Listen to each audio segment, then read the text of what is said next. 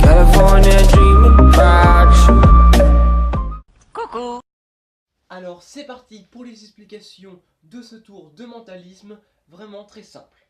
Il faudra un paquet de jeux en premier temps. En deuxième temps, il vous faudra un dé à jouer, n'importe quel dé, un dé aléatoire de plateforme, de jeu, exemple comme le Monopoly. Vous pouvez prendre un dé aléatoire. Et ensuite, vous devrez mettre 6 cartes du même jeu que vous avez pris de côté. La préparation du tour. Avant de commencer votre tour, mettez les 6 cartes dans le paquet de cartes, comme ceci. Voilà.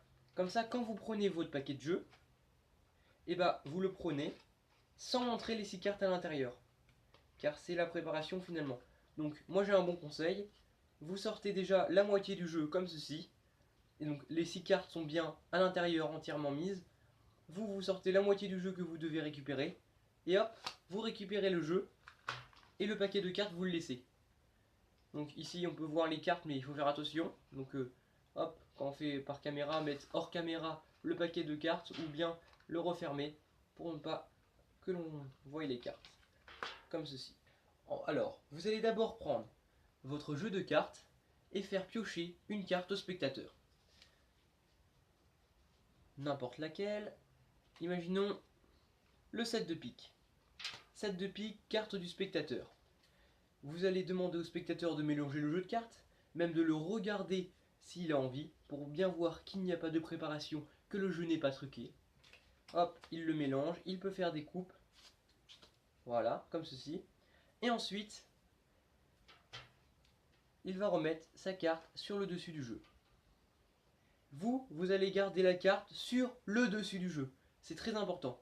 Vous allez faire un faux mélange pour garder la carte du spectateur sur le dessus.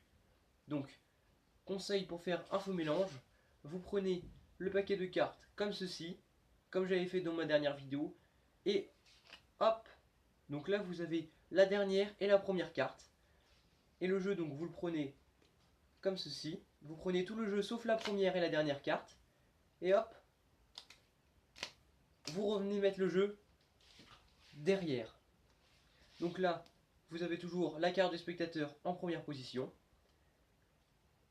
Hop, vous prenez les deux cartes et hop, vous remettez les cartes derrière. Comme ça, ça vous permet de garder la carte du spectateur en première position. Et c'est grâce à ça qu'on va pouvoir retrouver la carte du spectateur. Donc, une fois que vous avez réussi à contrôler la carte du spectateur sur le dessus du jeu, vous allez remettre votre paquet de cartes à l'intérieur. Ce qui fait que votre carte va se retrouver en 7ème position. Car on avait mis 6 cartes avant.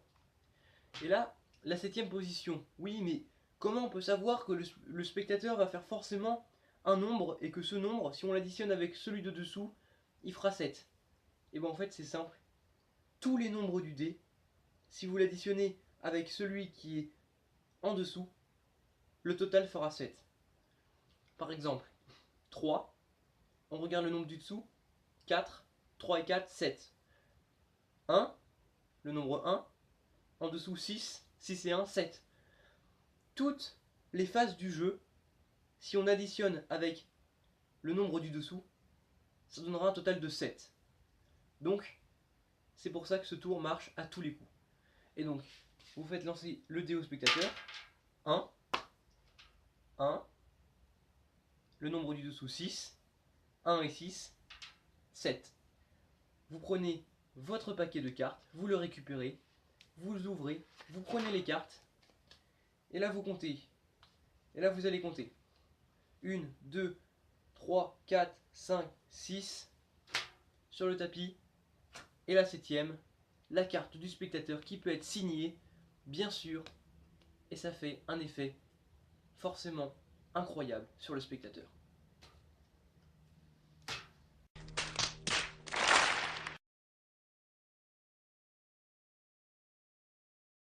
Ok.